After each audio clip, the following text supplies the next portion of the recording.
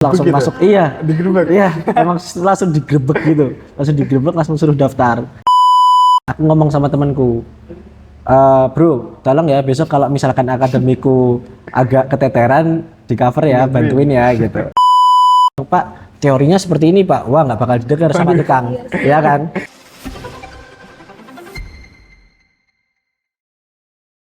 Halo civilian, Selamat datang di Ngobrol bareng. orang sipil. Oke, civilians. Hari ini tuh istimewa karena kami kedatangan narasumber yang tentunya pasti sangat menarik dan saya yakin obrolan kita pada kesempatan kali ini pasti bakal seru karena beliau itu merupakan sosok yang kaya akan pengetahuan dan juga kaya akan pengalaman khususnya di bidang organisasi. Oke, langsung saja kita sambut narasumber kita, Kak Nadif Adiasta Ramadana. Halo, Kak Nadif. halo Yoga, halo Halo. Tisa, halo teman-teman. Gimana nih kabarnya Mas Nadif akhir-akhir ini? Alhamdulillah baik ya, masih awal perkuliahan masih aman lah. Masih awal perkuliahan masih aman ya, Mas? Masih aman ya. Oke. Oh ya, sebelumnya mungkin Mas Nadif bisa perkenalan ulang singkat aja ya, Mas ya, ke Perkenalan teman-teman. ulang singkat aja ya berarti. Iya. Oke, sebelumnya perkenalan teman-teman, nama aku Nadif Adiasta Ramadana, aku dari Prodi Teknik Sipil angkatan 2023. Itu aja ya berarti ya? Iya, gitu aja. Boleh. Oke, Mas Nadif. Jadi ini kan podcast pertama kita ya, Mas ya. Tentunya karena ini podcast pertama, kita bakal bahas topik yang internal dulu aja lah, Mas Oke. ya. Oke, Oke. Jadi di sini tuh kita akan membahas tentang pentingnya organisasi, Mas, bagi mahasiswa di perkuliahan. Aman, Mas? Aman, Oke. aman. Oke. Karena apa ya, Mas ya? Ini segmen yang tentunya menarik. Gimana kalau kita ke pertanyaan yang pertama? Oke, boleh. Oke. Kita langsung Berarti aja ya. ini ada beberapa pertanyaan nih. Iya, ada beberapa pertanyaan. Oke. Dan tentunya itu apa ya istilahnya ya? Beda-beda lah Iya. temanya gitu. Oke. Gitu ya? Boleh. Oke, langsung saja pertanyaan yang pertama. Ini kan Mas Nadif sebagai Ketua Himpunan Mahasiswa Teknik Sipil. Iya. Nah, kenapa sih Mas Nadif tuh bisa menjadi Ketua Himpunan? Kemudian mungkin ini Mas Nadif bisa ceritain nih dari awal kejadiannya. Lika-likunya lah. Iya. Oke. Seru nih pasti ini. Oke, agak panjang ya berarti ya kalau kayak Iya. gitu ya. Iya, Kalau lika-likunya ya. Sebenarnya kalau kenapa jadi ketua himpunannya ya berdasarkan beberapa keresahan-keresahan sih. Berdiri berdasarkan beberapa keresahan baik dari aku sendiri ataupun dari teman-teman. Terus juga ada ide-ide yang mau dibawakan di HMTS 2025 karena waktu aku satu periode. Jadi kalau di HMTS sendiri kan harus yang jadi ketua yang periode kedua dan dia di periode pertama atau di tahun pertamanya harus ikut himpunan. Jadi kalau misalkan ada yang ikut himpunan di tahun kedua tapi tahun pertamanya nggak ikut himpunan otomatis nggak bisa jadi ketua. Nah waktu aku periode pertama itu aku kan di PSDA, divisi PSDA, pengembangan sumber daya anggota. Nah PSDA kan yang mengurusi banyak mahasiswa umum gitu-gitu ya. Ya jadi ada beberapa keresahan dan ide yang mau tak bawakan karena itu akhirnya memutuskan untuk nyalon. Cuman kalau untuk lika-likunya sebenarnya banyak banget. Banyak banget. Bahkan sebenarnya ya fun fact ya. Aku dulu daftar untuk masuk himpunan itu berarti aku semester 2. Itu tuh aku daftar di BPH. Kan ada dua pilihan tuh. BPH. Ada dua Iya. pilihan kan. Nah, aku pilihan pertamanya bendahara, pilihan keduanya sekretaris. Aku masih inget banget di formulirku tulisannya kan ada alasannya tuh. Iya. Kenapa aku mau mendaftar di kedua BPH itu, bendahara dan sekretaris. Di formulirku aku tulis karena saya ingin mempelajari administrasi tentang himpunan agar nantinya bisa memimpin himpunan. Waduh. Jadi sebenarnya dari Udah awal skema gitu ya, Mas? Iya, Ada di senggol-senggol. sebenarnya ya dari awal memang udah tertarik sebenarnya. Waktu di Litsus bahkan dulu kan masih yang Litsus Mas Galih, Mas Adnan dan Mas Ilham Iya. dan sekret bendaharanya kan. Aku ditanyain tuh, kamu mau jadi ketua gitu kan. Terus aku jawab, ini kalau misalkan ada pilihan boleh menjadi wakahim, saya daftarnya wakahim Mas, gitu. Nggak bisa itu, Mas. Tapi kan nggak bisa ya, wakahim juga Iya. harus periode kedua. Jadi ya gitu. Nah ternyata pas diterima di PSDA. Nah itu awalnya aku memang udah sempet tertarik untuk jadi ketua. Cuman seiring berjalannya waktu di tengah-tengah periode, di akhir periode itu sempat ada rasa buat kayaknya cukuplah nggak usah jadi ketua, entah nanti lanjut di PSDA aja jadi kadif, wakadif atau nanti bahkan udahlah nggak usah lanjut himpunan lagi gitu, karena aku merasa lumayan udah cukup sebenarnya. Cuman Justru malah mikir gitu ya Mas. iya, sempat ya? setelah berjalannya satu periode, hampir satu periode gitu, itu malah mikirnya kayak gitu. Yang awalnya ada keinginan itu karena ya satu lain hal, dan juga sebenarnya faktor utamanya karena aku merasa aku udah dapat apa yang aku pengen sih sebenarnya di himpunan gitu. Nah, cuman di akhir periode ada satu dan lain hal, salah satunya dari dari faktor eksternal juga, dari teman-temanku, dari anak-anak himpunan gitu, yang mereka ngasih masukan, ngasih ide, sehingga ya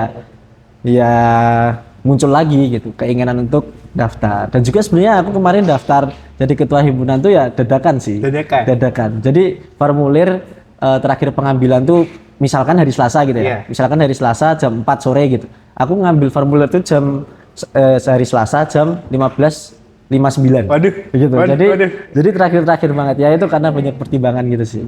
Itu sih kalau lika-likunya secara nggak singkat juga ya, cuman ya secara dirangkum lah kayak gitu. Jadi memang dari awal tuh udah ada minat ya Mas ya, ketika di awal periode, kemudian di tengah-tengah ini sempet down, sempet drop, nggak turun ya istilahnya minatnya. Kemudian apalagi karena memang ada saran dari teman-teman, seperti itu ya Mas ya? Ya itu salah satunya ada faktor dari luar lah. Oke, menarik sekali ya Mas ya.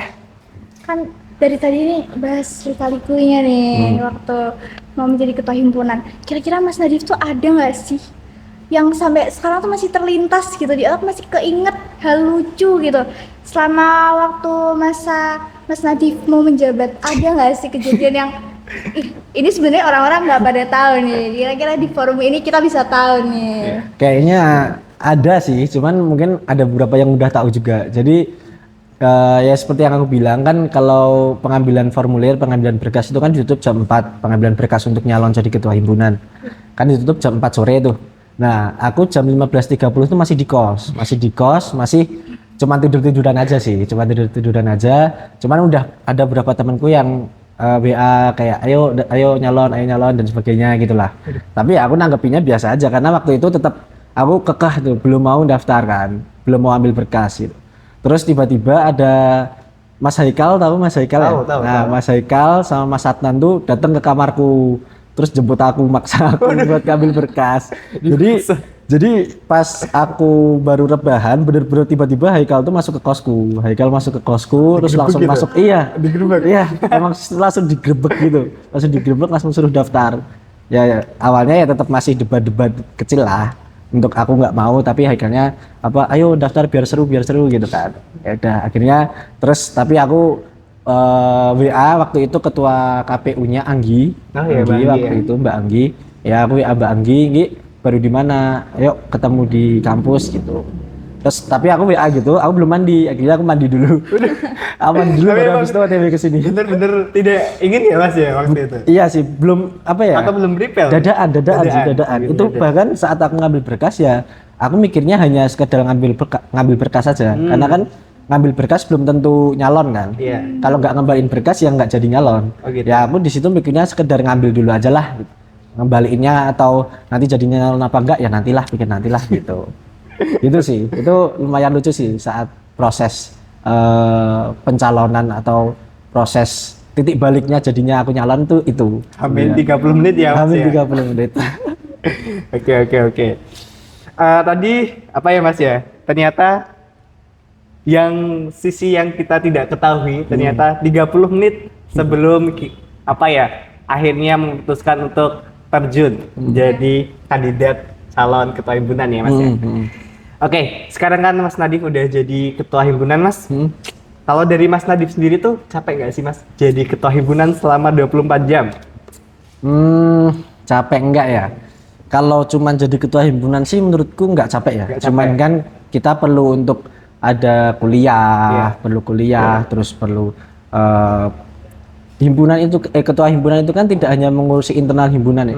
Ada eksternal himpunan, ngurusin sama pihak lain, bahkan sama univ-univ lain gitu, kolaborasi sama univ-univ lain, kegiatan sama univ-univ lain gitu.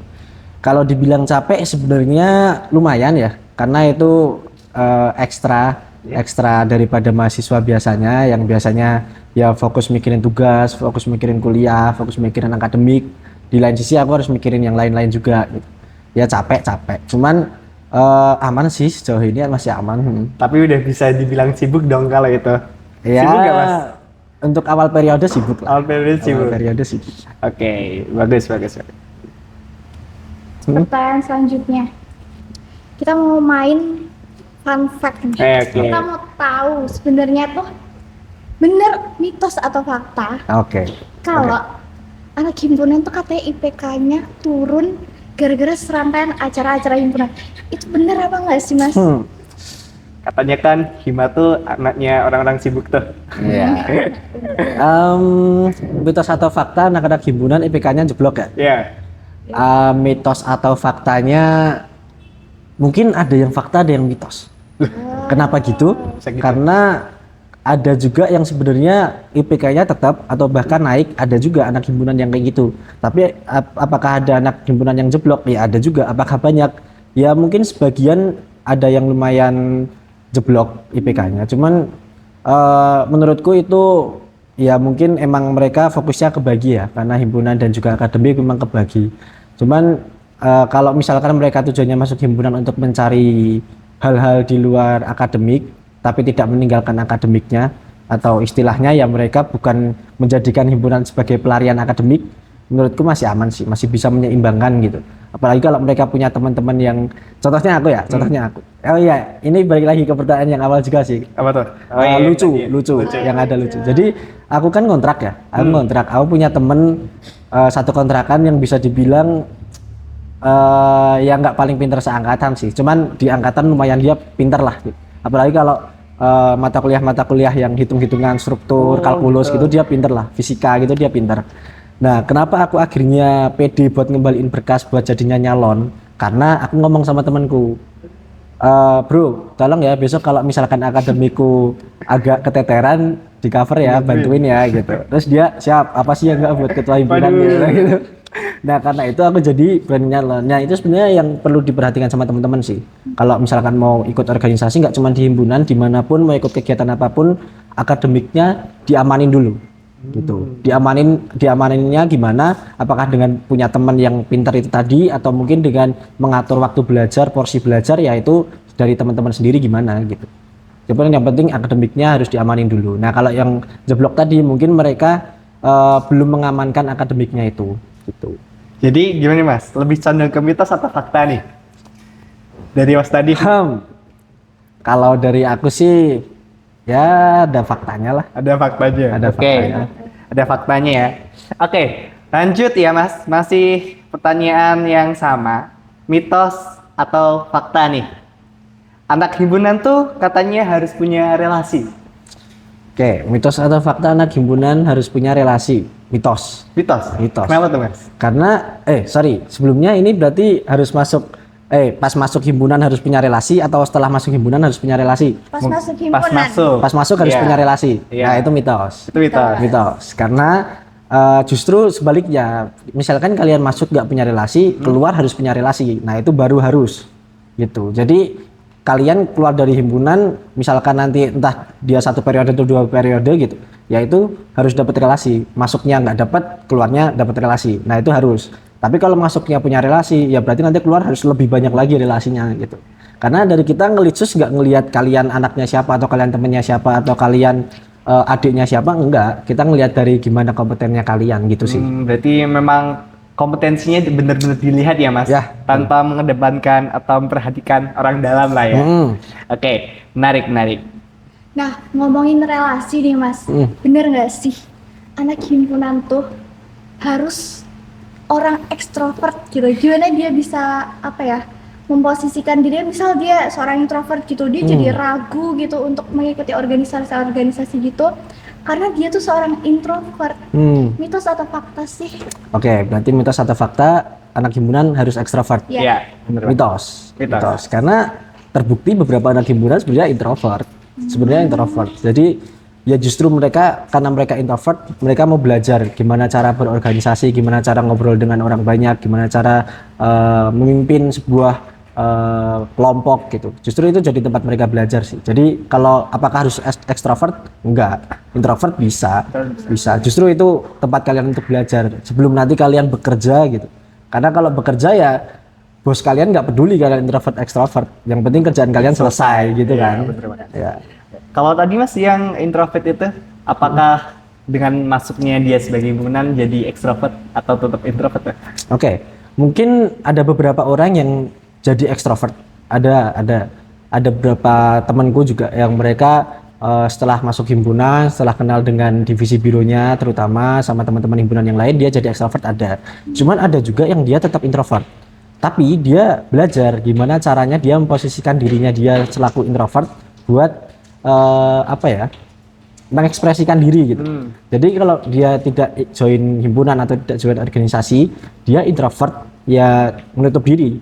Cuman kalau dia belajar cara untuk membuka diri, walaupun dia tetap introvert, cuman dia tahu gimana caranya dan itu bisa kepakai sewaktu-waktu gitu. Saat dibutuhkan. Kalau emang dia dibutuhkan untuk jadi orang yang aktif, ya dia bisa aktif karena dia belajar gitu.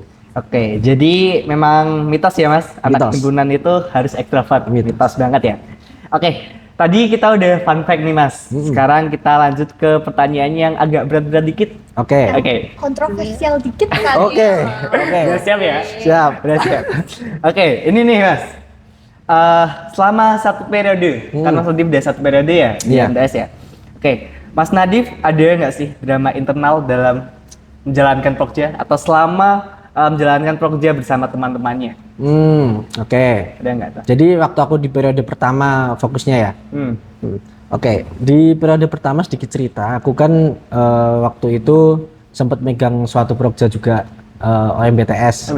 Kalau teman-teman tahu, teman-teman juga pasti ikut kan OMBTS. Kita tahu dong. Seru Ya. itu Mas. Seru ya? Seru banget. Seru. Nah itu ketuplaknya. aku. Waduh, pantas seru Mas. Alah. Ya itu, aku megang OMBTS. Nah itu di OMBTS lumayan capek sebenarnya, lumayan capek karena itu tuh nggak ada istirahat kita setelah GKMS. Mungkin nanti teman-teman juga akan melaksanakan GKMS atau kegiatan kreativitas mahasiswa sipil. Itu agenda terbesarnya himpunan. Jadi agenda terbesar otomatis menguras energi. Nah, OMBTS ini itu dilaksanakan nggak sampai sebulan setelah GKMS itu. Waduh. Otomatis nggak ada istirahat kan Iya, teman-teman nggak ada panitia jeda gitu, ya? nggak ada jeda gitu. Ya ada jeda ya cuma seminggu lah, paling seminggu 2 minggu lah gitu. Nah itu untuk panitianya udah pada capek. Jadi dari aku pribadi mau memaksakan mereka untuk ayo kita fokus ke OMBTS gitu, ya nggak bisa karena mereka udah capek gitu. Nah itu mungkin salah satu konflik atau apa tadi bahasanya?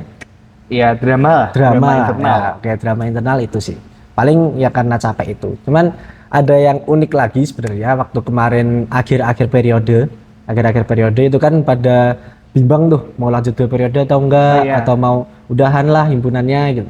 Nah itu aku sempat ada drama internal sama anak-anak PSDA sendiri sebenarnya. Kalau kalian tahu Mbak Cia, iya, Mbak terus Cia. Mas Lutfi, Mas Haikal, terus kalau kemarin tahun lalu PSDA ada Mas Akib gitu. Nah, itu sempat ada drama juga kayak mereka aku ajakin buat lanjut tapi mereka kan karena capek waktu itu ya. Tapi akhirnya sekarang juga lanjut sih. Tapi akhirnya lanjut. Jadi semuanya ada solusinya ya Mas, Semuanya ya? ada solusinya sebenarnya. Next question Makanya mungkin. kita bisa move gitu kepada kebingungan mahasiswa baru yang mungkin tuh bingung gitu, mendingan masuk himpunan, BEM atau UKM sih, atau Mas Nadif bisa menjelaskan bagi mahasiswa yang kayak sebenarnya tuh masih bingung apa sih perbedaannya dari ketiga hal tersebut. Oke, tadi antara himpunan BEM sama UKM. UKM atau BSO berarti ya. Iya. Ya. Jadi kalau himpunan ya seperti yang kita tahu lah ya, himpunan itu biasanya per jurusan atau sekarang namanya per rumpun bidang ilmu gitu. Karena jurusannya sudah nggak ada. Jadi kalau himpunan ya kita fokus untuk, jadi ada himpunan atau BEM itu tuh namanya LK. LK itu lembaga kemahasiswaan. Nah, sebelum kita masuk ke himpunan BEM atau UKM, kita masuk ke LK dan BSO dulu. LK dan BSO. LK itu lembaga kemahasiswaan, BSO itu badan semi otonom. Nah, kalau LK itu lembaga kemahasiswaan, kita fokus untuk istilah kasarnya mewadahi mahasiswa, menghimpun mahasiswa gitu. Nah, sedangkan badan semi otonom itu fokusnya lebih ke menghibur mahasiswa yang punya suatu peminatan atau mereka punya suatu hobi, kelebihan gitu. Atau mungkin apa sih ya sebutannya ya, potensi lebih di suatu bidang gitu. Kayak misalkan ada BSO seni gitu. Ya mereka mewadahi orang-orang yang minat seni atau punya kemampuan di bagian seni gitu. Nah gitu, itu bedanya BSO dan juga LK. Cuman kalau LK kita nggak bisa pilih-pilih. Misalkan himpunan mahasiswa teknik sipil gitu, ya harus mewadahi teknik sipil, nggak bisa milih-milih. Nggak bisa, aku maunya mewadahi mahasiswa yang mau olahraga aja gitu, nggak bisa. Kalau LK nggak bisa kayak gitu. Gitu. Itu bedanya LK dan BSO. Nah kalau tadi pertanyaannya apa? Mahasiswa Kita milih mending masuk himpunan, terus BM atau UKM. Oke, kalau itu pertanyaan itu mending himpunan, BEM atau UKM tergantung dari teman-teman sebenarnya, tergantung dari teman-teman yang mau mendaftar, terutama teman-teman mahasiswa baru gitu. Kalian apakah tujuan pengen ikut untuk organisasi ini karena ingin mengembangkan bakat kalian, atau misalkan kalian pengennya kalian bisa gitar nih, terus pengen itu terus salurkan dan juga pengen fokusnya ya udah gitar aja, nggak pengen pusing mikirin yang lain-lain gitu, pengennya tentang gitar aja, ya udah ikut BSO atau UKM musik gitu. Nah kalau di FT sendiri ada band FT kalau nggak salah namanya gitu. Nah terus habis itu kalau kenapa kalian harus memilih himpunan? Ya kalau misalkan kalian pengen belajar banyak hal tentang soft skill terutama, atau mungkin tentang akademik juga sebenarnya bisa. Kalau kalian merasa bahwa kalian, terutama yang anak-anak SMA sih biasanya, merasa aku masuk ke teknik sipil masih awam nih, atau masuk ke arsitektur PTB masih awam nih gitu.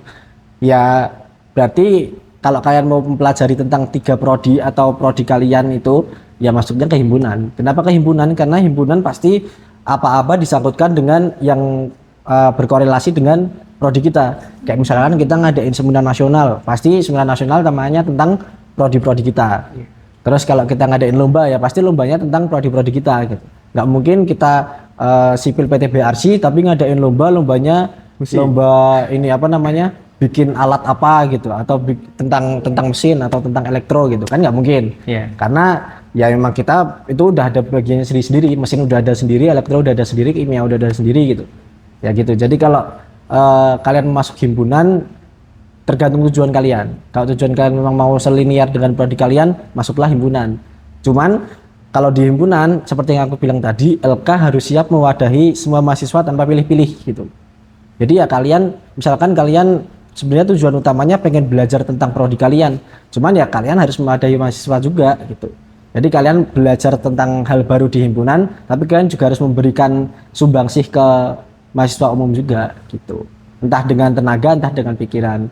Nanti tinggal kalian masuk ke divisi biru apa di himpunan gitu sih. Nah kalau BEM ini sebenarnya konsepnya sama kayak himpunan, cuman skalanya lebih besar. Skalanya lebih besar aja sih, se-FT gitu. Se-FT. Jadi kalau kalian kalau misalkan himpunan tadi kalian bisa fokus ke tentang bidang teknik sipilannya, kalau FT ya mungkin bisa, cuman nggak selalu. Pasti mereka lebih fokus buat ya udah kelima jurusan atau bidang ilmu ini dijadiin satu gitu. Lebih luas lagi ya, lebih Mas? luas lagi. Berarti antara mending atau nggak mendingnya itu tergantung dari tujuan kita ya? Betul. Tergantung minatnya Iya, ya, karena bakatnya juga. ya karena semuanya punya tujuan, punya tupoksinya masing-masing gitu. Ya itu sih. Oke, mungkin next question ya, Mas ya. Boleh. Kita kan sebagai Mas Nadif nih, sosok yang ada di himpunan. Nah, menurut Mas Nadif, ada nggak sih Mas tantangan untuk masuk di himpunan? Tantangan untuk masuk di himpunan ya? Iya. Banyak sih tantangannya. Ada. Banyak. Iya banyak sih. Apa aja tuh Mas? Oke, aku mungkin nanti ada yang lewat mungkin ya. Cuman beberapa aja lah aku sebutin tantangan masuk himpunan. Yang pertama kan jelas kalian bersaing dengan teman-teman kalian sendiri ya. Bersaing dengan teman-teman kalian sendiri pas mau masuk himpunan. Iya. Itu jadi dari kemarin ada sekian banyaknya pendaftar, kita hanya ngambil mungkin separuhnya atau seberapanya gitu, sesuai apa yang kita butuhkan kan himpunan yang dibutuhkan oleh himpunan gitu. Jadi yang pertama pasti kalian bersaing dengan teman-teman kalian sendiri gitu. Jadi saat litsus atau saat kemarin ada focus group discussion atau FGD itu ya tunjukkan potensi kalian, pengetahuan kalian gitu. Kalau misalkan kalian seperti yang dibilang tadi introvert, ya kalian harus bisa mencoba untuk mengeluarkan pendapat kalian dulu gitu loh. Ekstrovert dulu lah sejenak gitu buat biar bisa keterima gitu. Itu tantangannya. Jadi di awal pasti ada litsus FGD itu pasti. Terus yang kedua ya tadi juga sempat disinggung di pertanyaan untuk membagi waktu antara banyak hal, manajemen waktu antara banyak hal. Nggak cuman akademik dan kuliah, akademik dan himpunan, cuman banyak. Di luar itu banyak keluarga. Kalian juga harus membagi waktu antara keluarga kalian gitu. Kayak aku misalkan, aku walaupun cuma deket, cuman kalau nggak pulang 3 bulan atau 2 bulan gitu pasti udah di WA sama orang tua. Kok nggak pulang gitu, Ya itu kan salah satu manajemen juga. Terus ya manajemen waktu dalam banyak hal lah, gitu.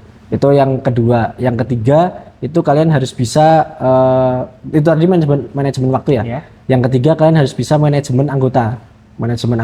Jadi apalagi kalau kalian menjadi ketua pelaksana sebuah program kerja. Atau nantinya misal dari teman-teman ada yang menjadi ketua himpunan ya, yaitu manajemen anggota itu sangat penting dan bahkan bisa aku bilang salah satu tujuan utama menjadi ketua atau salah satu tugas ketua adalah manajemen anggota. Jadi gimana cara membagi anggota ini ngerjain ini, anggota ini ngerjain ini biar mereka nggak capek satu doang tapi yang lainnya nggak capek, tapi ya capeknya capek bareng atau nggak capeknya malah nggak capek bareng gitu. Nah itu salah satu tantangan juga. Jadi tercipta sinergi ya Mas ya, anggota gitu ya. Betul. Itu susah itu. Iya. Tanpa kita sadari juga Mas Nadif tuh menyebutkan tantangan bersama solusi-solusinya gitu. Jadi membuat kita tambah apa ya? Oh, tahu kira-kira kalau misal kita ke depannya kita bisa mengambil solusi-solusi yang Mas Nadif paparkan dari tadi nih. Betul. Kita mungkin bisa langsung next ke pertanyaan selanjutnya ya. Oke, next. Karena kita tadi kan udah tantangan ya Mas ya.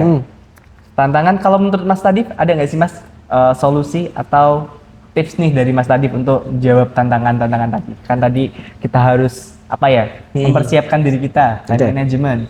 Berarti apakah kita harus sebelum masuk himpunan tuh mungkin 1-2 minggu kita harus prepare diri kita, siapin dulu kuliah kita, apa harus gitu Mas? Oke, kalau yang tentang pendaftaran atau litsus tadi ya jelas harus mempersiapkan diri lah gitu, cari-cari tahu tentang himpunan itu apa, terus mungkin kalau divisi ini program kerjanya, divisi yang kalian tuju itu divisinya kerjaannya apa atau ngapain gitu harus cari tahu lah biar nanti saat ditanya-tanya bisa jawab gitu.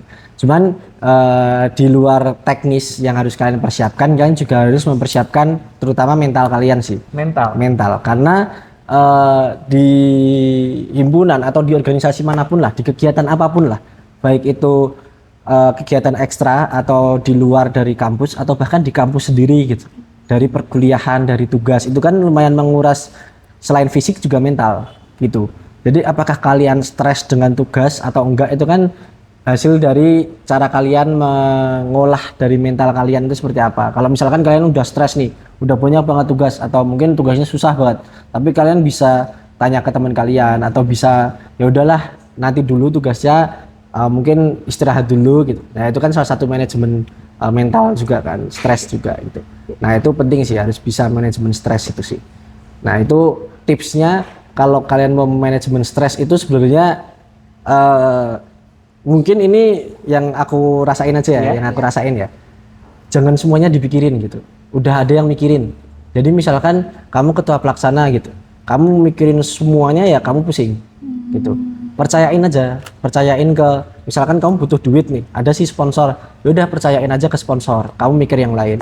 Terus kamu misalkan udah ada si acara gitu, ya udah acaranya percayain aja ke si acara, kamu tinggal bilang aja dari kamu sendiri konsepnya seperti apa, cukup gitu. Setelah itu ya kamu tinggal monitoring, nggak usah dipikirin, nggak usah kamu bikin rundown ini dan sebagainya. Nah, itu mati sendiri nanti. Nah itu tips ya, tipsnya itu coba untuk mulai percaya dengan orang lain lah kalau di himpunan itu atau di organisasi manapun, percaya dengan teman kalian sendiri gitu. Itu sih untuk tips di himpunan. Terus apalagi ya? Manajemen tadi, manajemen stres, manajemen waktu. Kalau untuk manajemen waktu ya buat jadwal kalau bisa buat jadwal ya.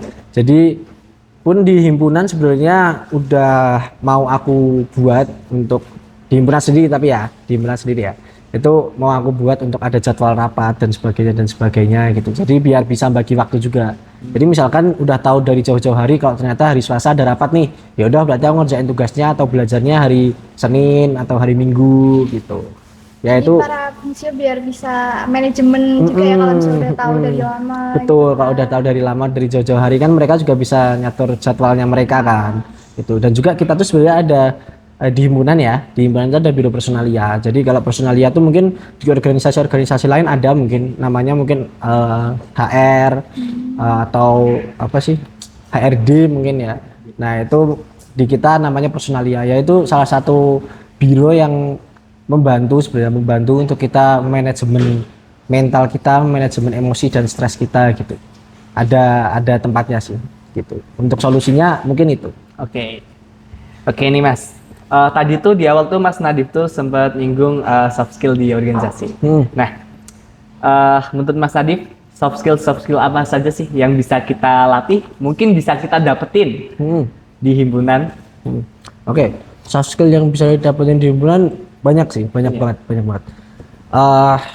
Yang basic ya public speaking, terus habis itu yang basic ya manajemen anggota tadi yang aku bilang. Siapa tahu nanti kalian saat bekerja sebagai bos, sebagai manajer atau sebagai manajer proyek mungkin yang bisa mengatur, yang harus mengatur anggota-anggota ya itu bisa dilakukan dengan di organisasi gitu.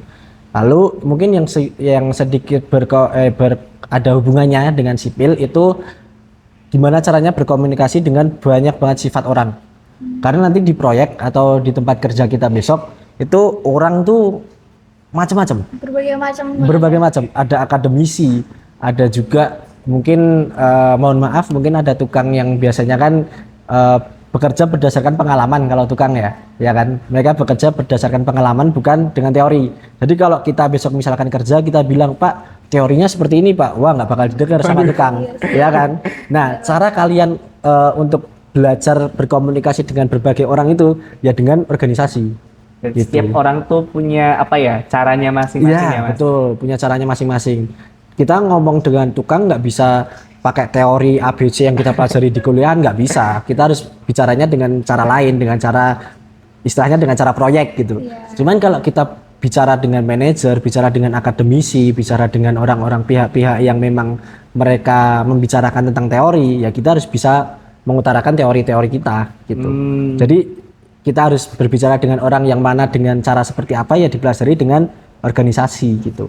Jadi kalau misalkan kalian besok ada kesempatan buat jadi ketua pelaksana atau menjadi PIC, people in charge, ambil kesempatan itu karena itu buat belajar berkomunikasi besar. Itu tadi ya 2. Terus yang ketiga juga cara untuk bahasa kasarnya meyakinkan orang gitu. Cara untuk meyakinkan orang. Jadi cara untuk gimana orang-orang tertarik dengan apa yang kalian bawakan gitu. Misalkan di OMBTS ya, aku ambil contoh OMBTS gitu. Di OMBTS kita ada si sponsor gitu.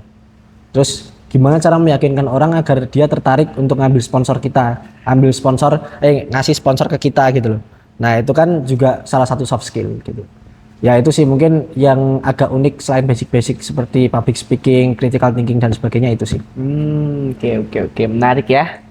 Selain soft skill mungkin ada yang ingin tanyakan lagi nggak ya? Kayaknya nih kita mau next ke kalau kata Mas Adnan kita mau ngajak berangan-angan. Oke. Kira-kira Mas Nadif tuh ingin HMTS tuh kedepannya gimana sih? Ini nih yang aku suka nih. Oke. Kedepannya HMTS mau seperti apa ya?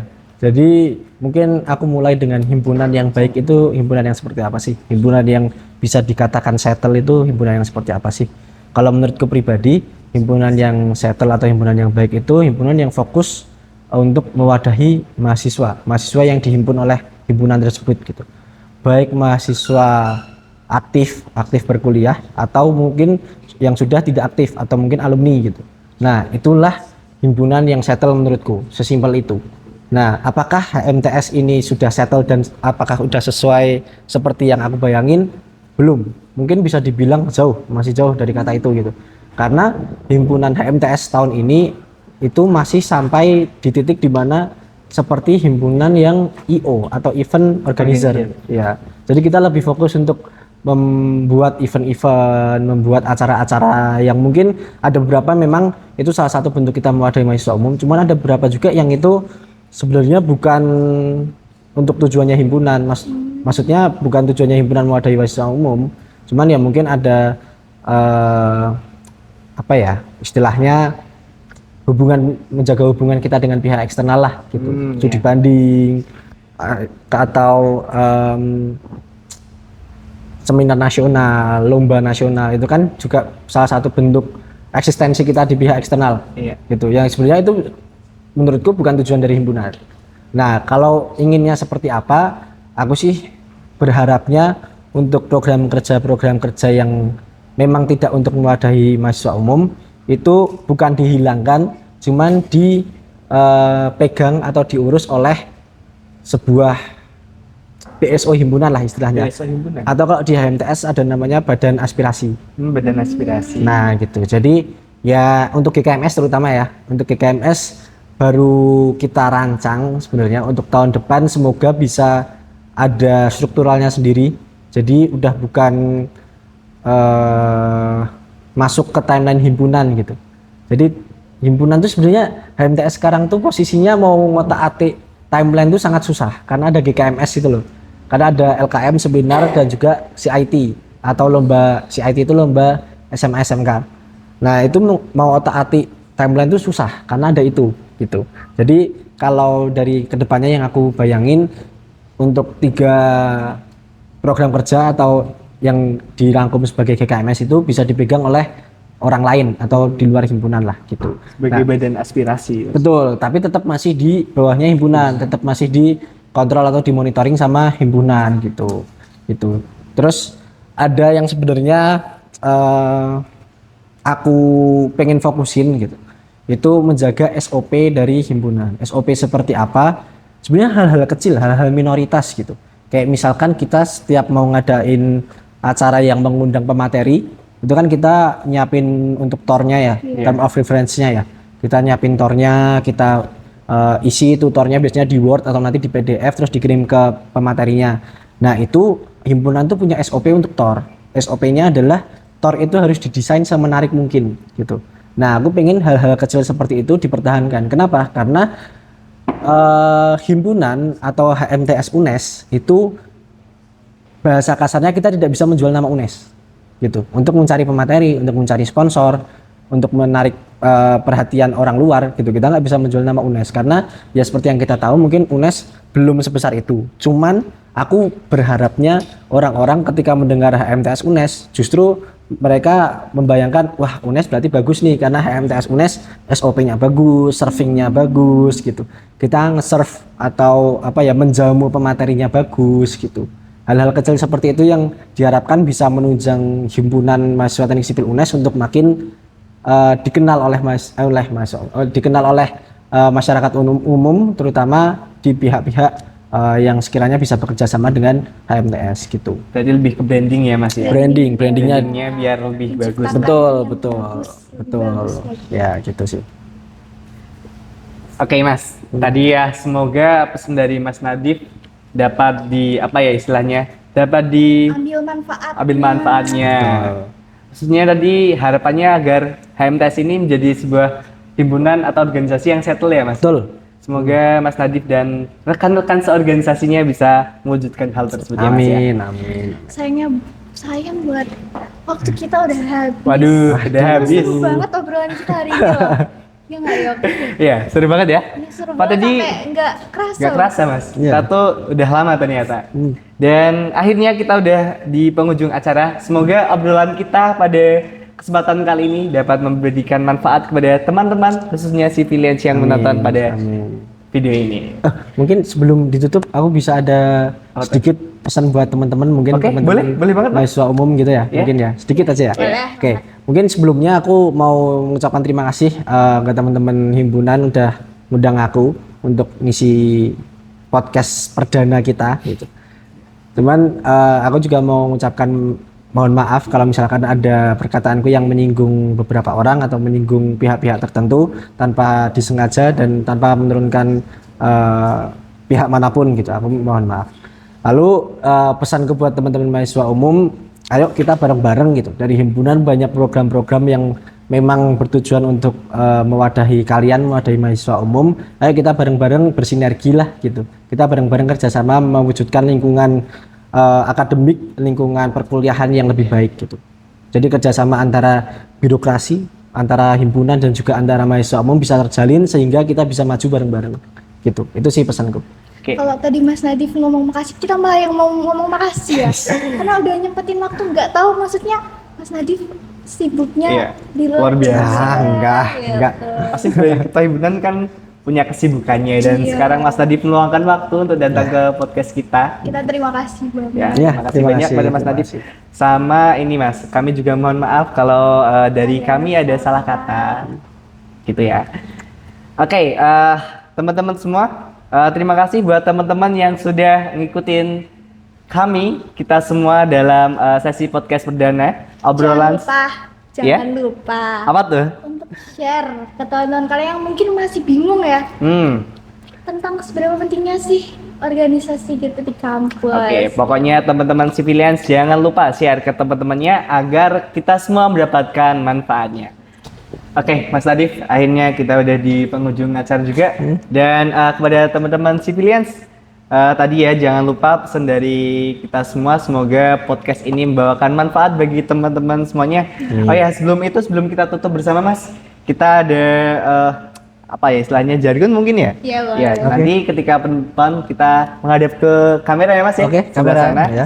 Oke, nanti ketika aku bilang ngobrol, kita jawab sama-sama ngobrol bareng orang civil. Oke, Gitu? sambil ngeliat ke kamera itu Ya. ya. Oke. Oke. Boleh.